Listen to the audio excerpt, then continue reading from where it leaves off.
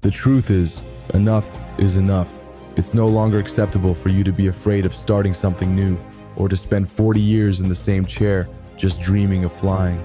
You want to soar, but you keep hanging around with those who clip your wings.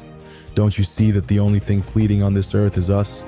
If you keep staring at the clock, you'll always be late for life. Let's suppose, just suppose, you're content with what you have in life. Okay, there's peace, there's joy. Good for you. You found contentment. But if there's a desire, a fierce hunger to grow, then tell me, what on earth are you waiting for? If you say, I'm fine where I am, you've just signed the death certificate for your life, my friend. And if you still know deep down that you haven't given your best, that you haven't played all your cards, then I ask you again, what on earth are you waiting for?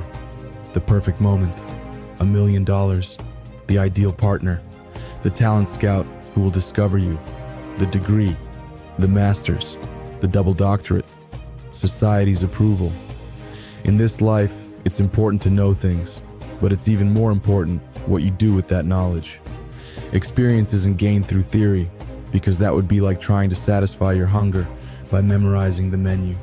Let me remind you, being willing is far more important than being prepared. You can be highly prepared, but unwilling to do what's necessary to achieve your dreams. That's pure self-sabotage. I don't have money. I don't have talent. I don't have time. I'm overwhelmed. My boss is an idiot. My parents don't support me. Society is against me. No one helps me. I have no talents, no heart, no connection, no passion. I have nothing. If you have nothing, then you have nothing to lose. So do it. What are you afraid of? Success? Commitment? Or do you think you're unworthy of shining? No, no, no. It's time to change. Let go of what doesn't serve you. It's not that you have too little time, but that you waste too much of it. Don't confuse being busy with being productive, and please pay attention to the small cracks in your life. Those little fissures can cause the greatest collapses. The most important thing isn't how many things you start, but how many you finish. Finishing is far more important than starting. Think about the satisfaction we feel when we complete a responsibility that's been assigned to us. Nothing brings more satisfaction than finishing a pending task. Even the slightest progress in our lives brings a new surge of inspiration and motivation. The greatest cause of stress in our lives doesn't come from thinking about the things we need to start, but from dwelling on the things we need to finish. History is full of great starters who died without finishing what they began.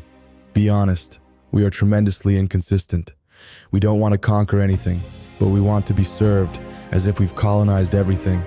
We think the world owes us something. Nothing and no one owes you anything, my friend. To conquer, you have to go to war.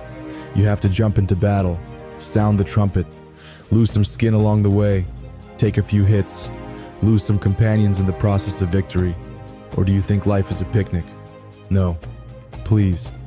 Often, you'll have to say yes to things you doubt or fear you can do.